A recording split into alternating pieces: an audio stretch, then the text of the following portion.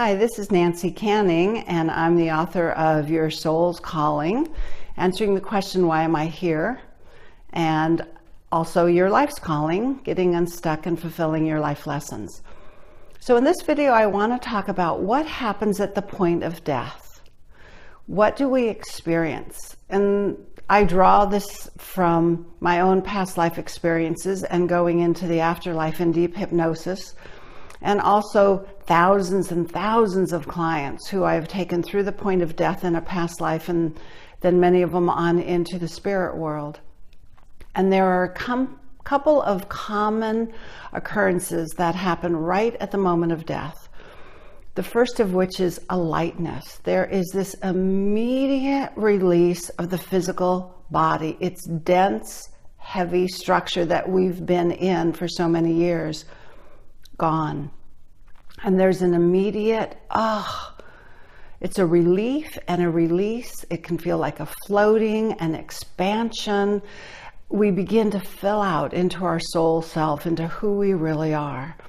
And that happens all the time. That's what I know. The first and foremost about death is that there is a lightness, and we're conscious. That's the next thing, is that we know who we are, that we are still alive, and there's that body of ours laying down there, and we're not dead. We're very much alive, conscious, aware.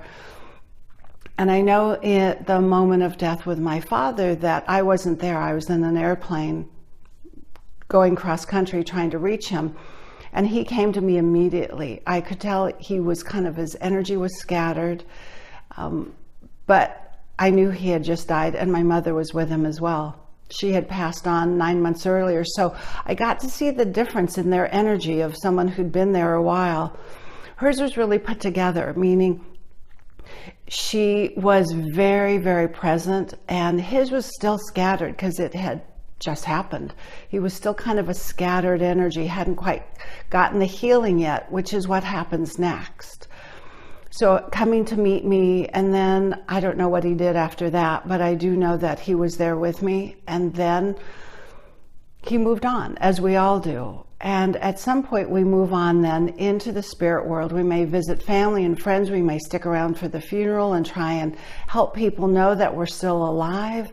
We reach out to those we've loved. And then at some point, it's time to move on to the next phase, the next chapter of our soul's journey, which is to return back into the spirit world, into that consciousness in which there's healing. That's one of the first things that happens for us. We receive healing of all kinds, to let go of the physicality of our lives, to let go of the energy that we collected and held on to. And so there is a relief, there's a release, there's healing.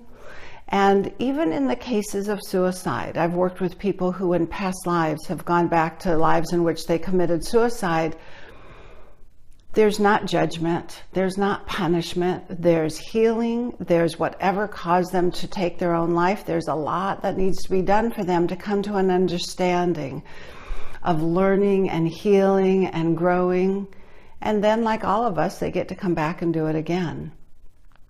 But in all the journeys into the spirit world, I've yet to see people who are judged or punished.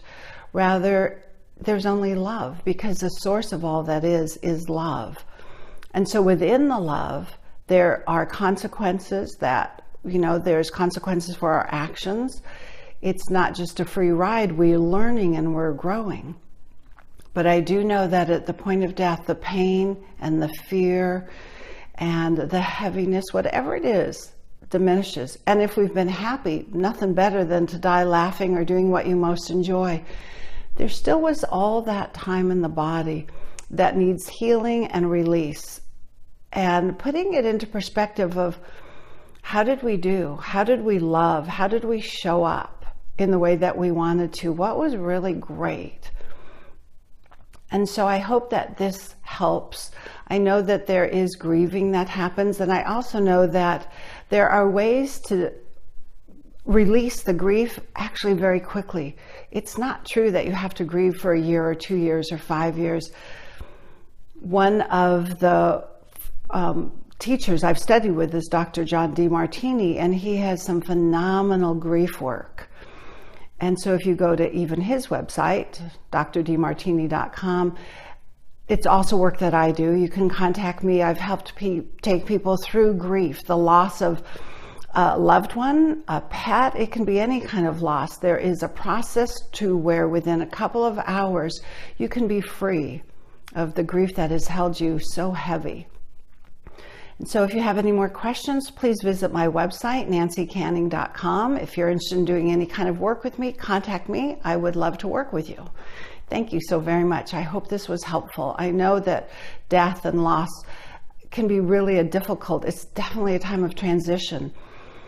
And one last thing, it's also a time that puts many people onto their spiritual path because they become aware that there is something more, that their loved one is visiting them, that they are still alive, although they've passed on from the physical form.